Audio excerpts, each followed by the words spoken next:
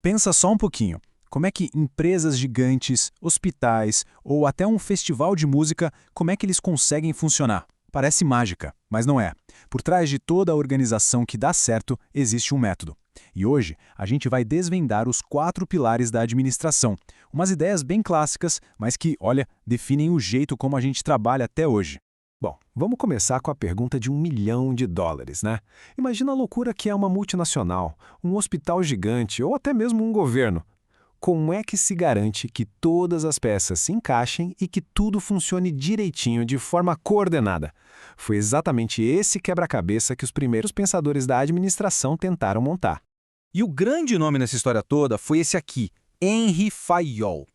O mais legal do Fayol é que ele não era um teórico de escritório, sabe? Ele era um engenheiro, um gestor que passou décadas na linha de frente, comandando uma baita empresa de mineração. As ideias dele nasceram ali, na prática, na necessidade de organizar a casa e entregar resultado. Para ele, a resposta para aquela pergunta gigante estava num processo bem claro. Fayol definiu que administrar, no fundo, é tomar decisões. Mas não de qualquer jeito. É tomar decisões dentro de 4 funções principais. E são elas: planejar, organizar, executar e controlar. Guarda bem essas 4 palavras, porque elas são a espinha dorsal da gestão até hoje. Vamos pensar nessas 4 funções como se fosse um mapa, saca? Uma jornada. E para deixar tudo bem prático, vamos imaginar que a gente está organizando um mega festival de música. Cada uma dessas etapas vai ser fundamental para o evento ser um sucesso. Então, bora mergulhar nessa jornada. Bom, tudo começa aqui, não tem jeito. Nenhum projeto grande, seja uma empresa ou nosso festival, acontece do nada, por acaso. O primeiro passo é sempre criar um projeto, ter um plano sólido na mão.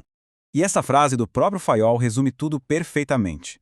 Planejar é esse exercício de olhar para frente, de tentar antecipar o que vem por aí, os desafios, as oportunidades e, com base nisso, definir um caminho claro para seguir. Não é sobre apagar incêndio, é sobre evitar que o fogo comece.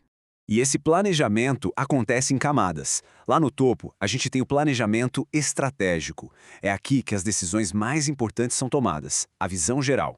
Para o nosso festival, seria definir qual vai ser a cara do evento: rock, pop, eletrônico. Onde vai ser, quais vão ser as bandas principais, aquelas que vão atrair o grande público. Um nível abaixo vem o planejamento funcional, que também é chamado de administrativo. Aqui, aquela estratégia toda é quebrada em planos menores para cada departamento. A galera do marketing cria um plano para vender os ingressos, a equipe de operações planeja como montar os palcos e o time financeiro define o orçamento para cada área. E por último, lá na base, temos o planejamento operacional. Esse aqui é o nível do detalhe, do como as coisas vão acontecer de verdade. É aqui que a gente define o horário exato de cada show, quantos seguranças vamos precisar em cada portão, como vai ser a logística de comida e bebida, é o dia a dia da operação. Certo. Agora a gente tem um plano incrível nas mãos. Mas um plano só no papel não adianta nada se não tiver gente e recursos para colocar ele de pé. Chegou a hora de construir a estrutura, a máquina que vai fazer tudo acontecer. E essa máquina que a gente fala é a estrutura organizacional. Pensa nela como se fosse o esqueleto da organização. É ela que define quem faz o quê, quem responde para quem e como as diferentes partes da empresa se conectam para trabalhar juntas. E a ferramenta que a gente usa para desenhar isso é o famoso organograma. Um organograma como esse aqui ajuda a gente a visualizar tudo.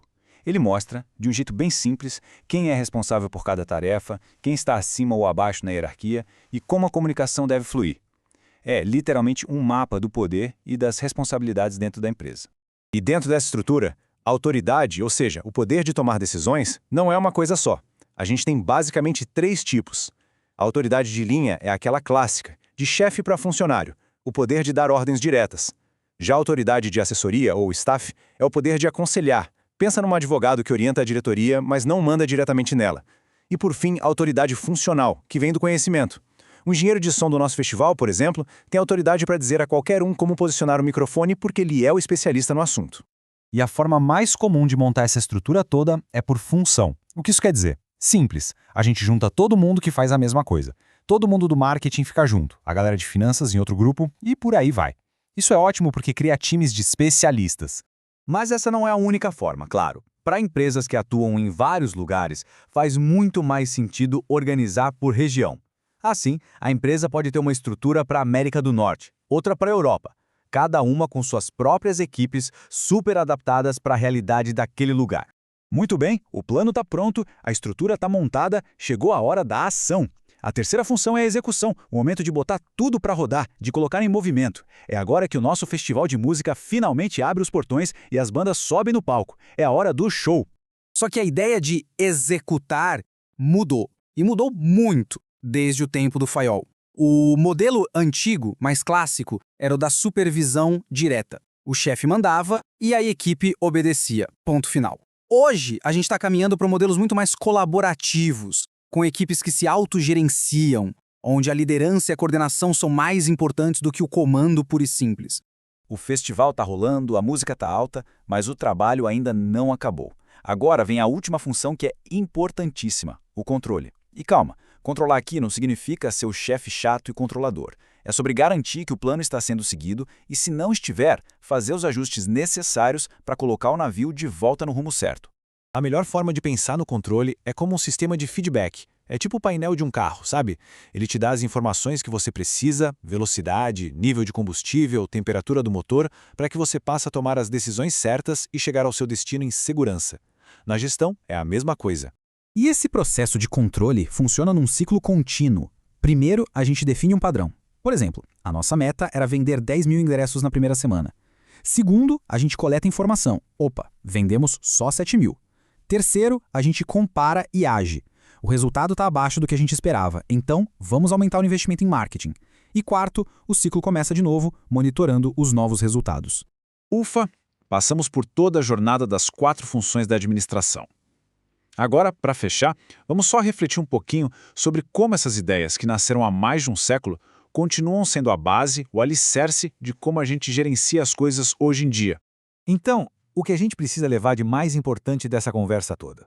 Primeiro, que administrar é um processo que serve para qualquer coisa, de uma padaria a uma multinacional. Segundo, que as 4 funções de Fayol dão um mapa lógico e claro para qualquer gestor. Terceiro, a importância de ter uma estrutura bem definida, onde todo mundo sabe o seu papel.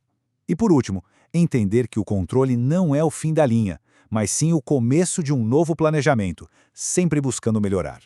E eu deixo aqui uma provocação para a gente pensar. Quando olhamos para um local de trabalho ou para qualquer organização por aí, será que conseguimos enxergar essas 4 funções acontecendo?